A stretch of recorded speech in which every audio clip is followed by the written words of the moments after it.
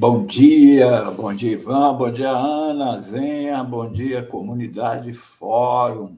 Bom dia, Melo. Vamos lá para esse primeiro dia glorioso, né? Depois do maior criminoso da história do Brasil preso. Adoro repetir essa charge da Laerte,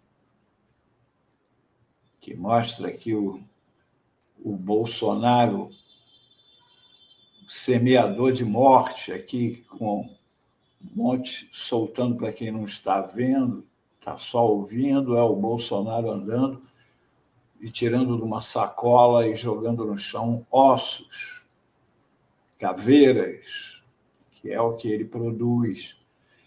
Ontem, finalmente, transitou em julgado o processo de golpe de Estado do Núcleo 1, que inclui, além do maior criminoso da história do Brasil, Jair Bolsonaro, generais Heleno, Braga Neto, Almirante Garnier, todos trânsito em julgado e devidamente enjaulados, menos o Ramagem, que fugiu, mas daqui a pouco o fujão é preso e aparece por aí.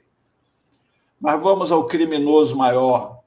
Aqui, ontem, finalmente, encerrou a ação e o ministro Alexandre de Moraes determinou o início do cumprimento das penas.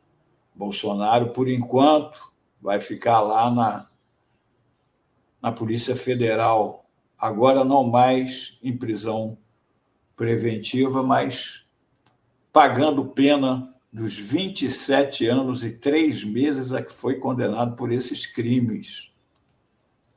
Agora, isso aqui é uma listazinha rápida de outros crimes dele. O primeiro que tivemos conhecimento, dado por ele mesmo, que pretendia explodir bombas, inclusive no gasômetro aqui no Rio de Janeiro, na década de 80, uma reportagem da Veja. Depois teve essa história aqui, que eu não sei se vocês sabem, né? Em 1995, ele, o valente, que diz que todo mundo tem que ter uma arma para se defender de assalto e tudo, ele estava com uma moto aqui no Rio de Janeiro, em Vila Isabel, e ele foi surpreendido por 2 ladrões. Os ladrões tomaram a moto e o revólver dele, uma pistola Glock que ele tinha, e ele, que diz que você tem que andar armado, não reagiu, não fez nada, entregou a arma, entregou a moto, e aí fez o que ele vem fazendo ao longo dos 40 anos. Trabalhou nos bastidores da polícia e, misteriosamente, diz a lenda que o traficante da área lá, temeroso com o bafafá que o Bolsonaro causou, procurou um líder comunitário e falou que, olha, eu não quero essa moto, eu entrego a moto, entrego a pistola. Resumindo, teria sido entregue a moto e a pistola, mas a pessoa acusada do crime acabou sendo presa um tempo depois na Bahia e se enforcou na cadeia com um nó de marinheiro. No dia do enterro da pessoa, a esposa e a filha dele fizeram uma denúncia de que o defunto jamais poderia ter suicidado com um nó de marinheiro, porque ele nem sabia, nunca trabalhou na Marinha, não sabia o que era um nó de marinheiro. Curiosamente, esta mãe e esta irmã do ladrão, um mês depois da denúncia, apareceram mortas a tiro, foram assassinadas. Agora, numa outra coincidência, a pessoa que devolveu a arma e a moto ao Bolsonaro era um cabo da PM. Esse mesmo cabo da PM, infelizmente, sofreu um acidente e perdeu parte da perna e foi muito auxiliado por Jair Bolsonaro, já deputado. O Jair Bolsonaro tinha uma influência grande aqui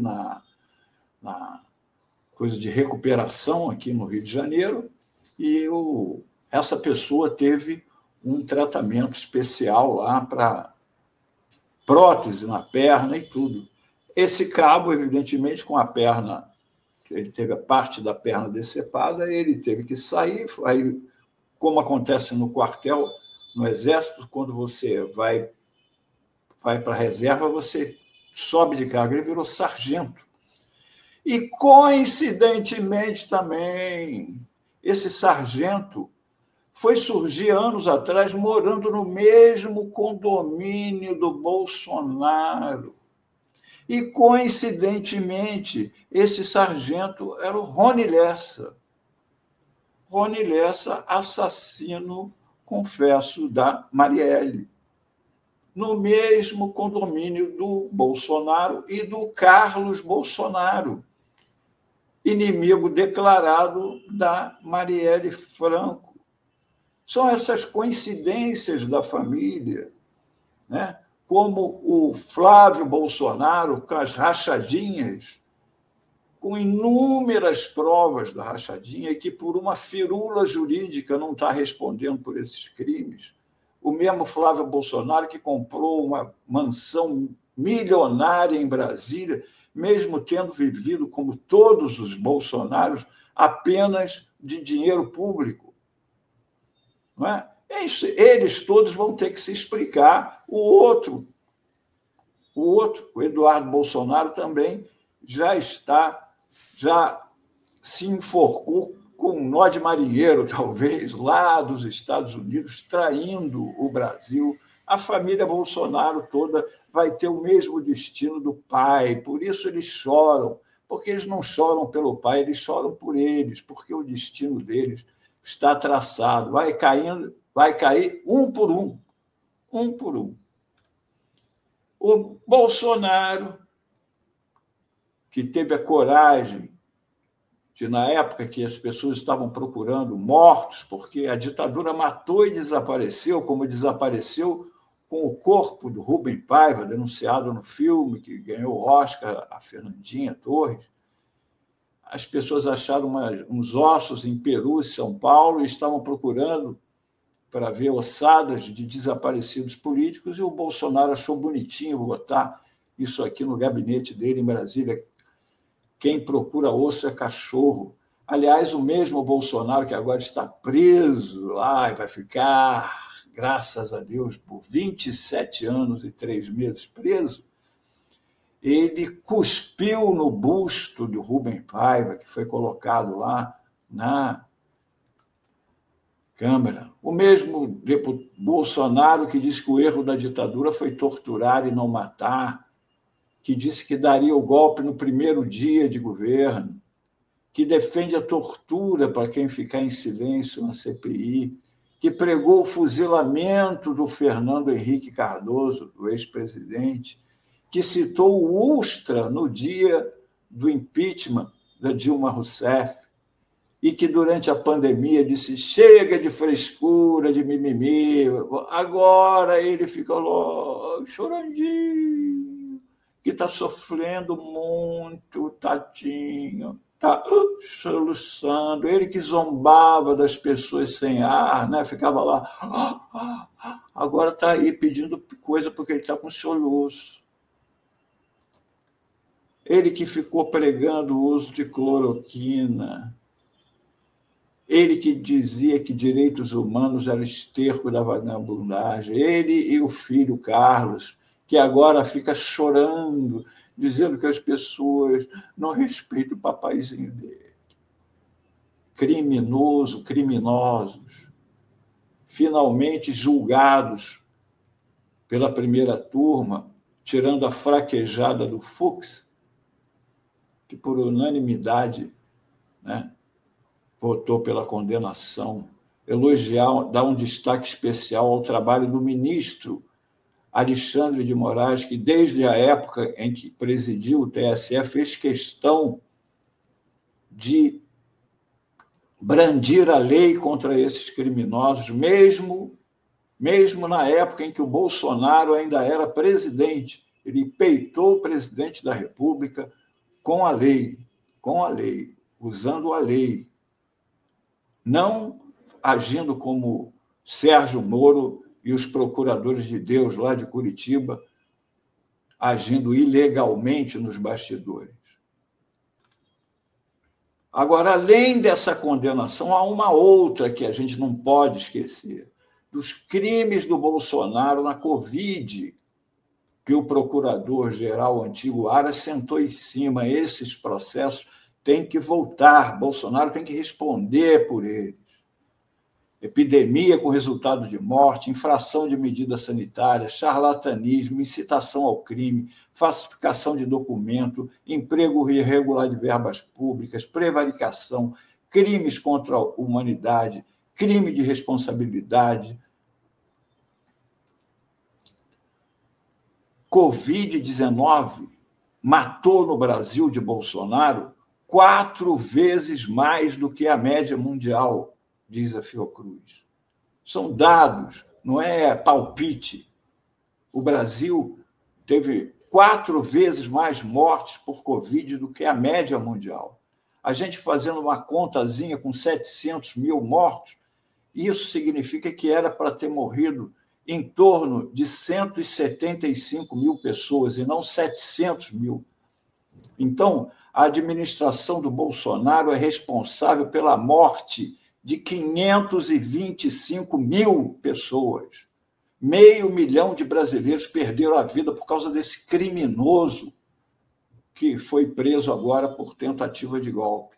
Falta ele ser julgado por esses crimes, porque nós que sobrevivemos à Covid somos os responsáveis para preservar a memória dos que perderam a vida pela administração criminosa de Jair Bolsonaro.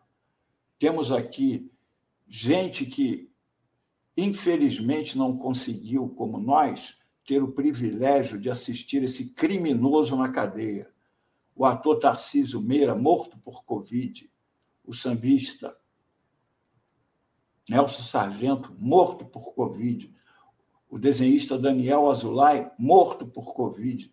A atriz Nissete Bruno, morto por Covid. O autor, escritor Sérgio Santana, morto por Covid. O cantor Aguinaldo Timóteo, morto por Covid. O genial letrista, escritor, cronista Aldir Blanc, morto por Covid. O humorista, escritor, cineasta Paulo Gustavo, morto por Covid, por causa da administração criminosa de Bolsonaro, como várias pessoas anônimas, covas rasas, gente que não tinha direito de ver os seus mortos pela última vez, porque eram ensacados em sacos pretos para evitar contaminação. Todos estão aí, resumidos dentro dessa figura nefasta, dessa figura responsável por mais de 500.000 mortes na Covid. Não podemos esquecer. Somos a reserva de memória dos que morreram. E por isso, mais uma vez, Pablo Neruda, por estes mortos, nossos mortos, peço castigo. Para os que salpicaram a pátria de sangue, peço castigo. Para o verdugo que ordenou esta morte, peço castigo. Para o traidor que acendeu sobre o crime, peço castigo. Para o que deu a ordem de agonia, peço castigo. Para os que defenderam este crime, peço castigo. Não quero que me deem a mão empapada de nosso sangue, peço castigo. Não vos quero como embaixadores, tampouco em casa tranquilos. Quero ver-vos aqui julgados nesta praça, neste lugar. Quero castigo. Ouviu o procurador Paulo Gonet?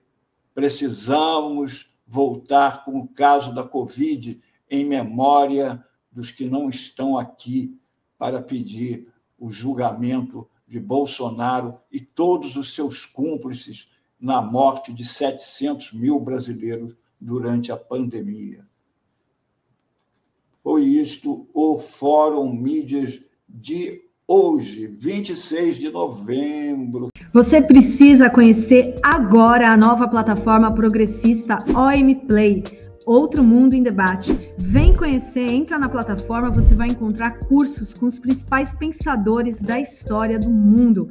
Foucault, Freud, Lenin, muito mais com os professores renomados. Vem fazer parte dessa iniciativa. Conheça a OM Play.